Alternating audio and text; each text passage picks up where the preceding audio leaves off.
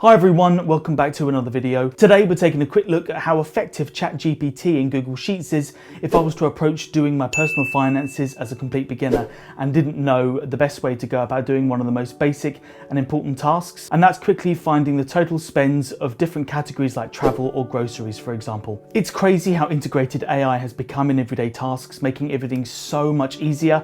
And one of the things I'm keen on learning is how it can assist us with lots of the mundane spreadsheet tasks that we face every day. So let's get into the video.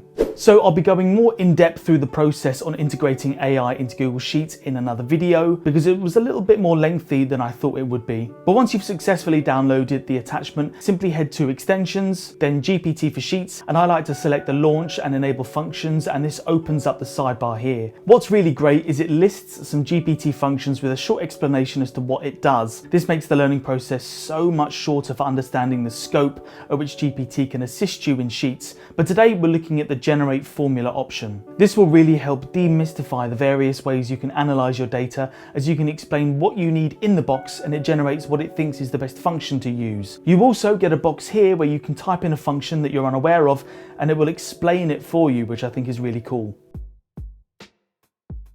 Okay, so on to adding up the month's expenses. This sheet is just a made up list of some typical monthly expenses. So for example, if I wanted to know the totals of all the travel payments I made over the week, a simple function to use is the sumif function. This is a really helpful function to use because finding out the totals of what you spent and where is what everyone needs to do with their monthly expenses anyway. You simply enter equals to tell the sheet you're starting a function, then sumif, and the system already brings up a prompt for us. Firstly, select the category range for the system to look through. We only want it to look at travel, but you firstly have to give it the whole range of everything, then enter comma to separate out the arguments, then select the criteria, which is travel, and finally the range of amounts that it needs to look through. So the system will know the whole category range that it can find all the travels within it, and then it knows I only want it to look for travel, and then finally it knows all the range of amounts, so it will look through for all the travels and the amount connected to that travel. When I press enter, it provides the total spend that month for travel. Now let's just say that I didn't know that formula,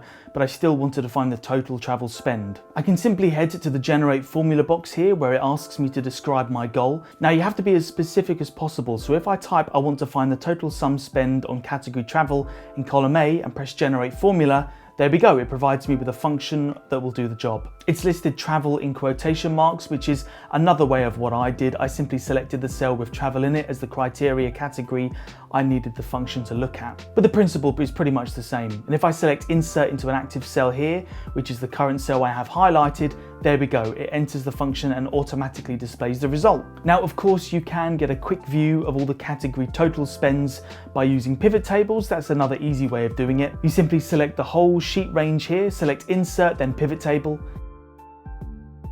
Head over to the rows in the pivot table editor and select add, then category. This displays all of our categories in the rows section. Then head down to values in the editor and select add, and then the values we want for each of these categories is the amounts. So once I select that, it automatically shows the totals for each category here. So that's another really easy way of doing it. Now this is only scratching the surface of all that GPT in Google Sheets is capable of, but it's an example of how we can quickly reduce the learning time and expand on what we're able to achieve, be that analyzing our personal finances or anything else. So I'm really excited to continue exploring all the possibilities AI can help us in spreadsheets. That's all for today's video, guys. Thank you for watching.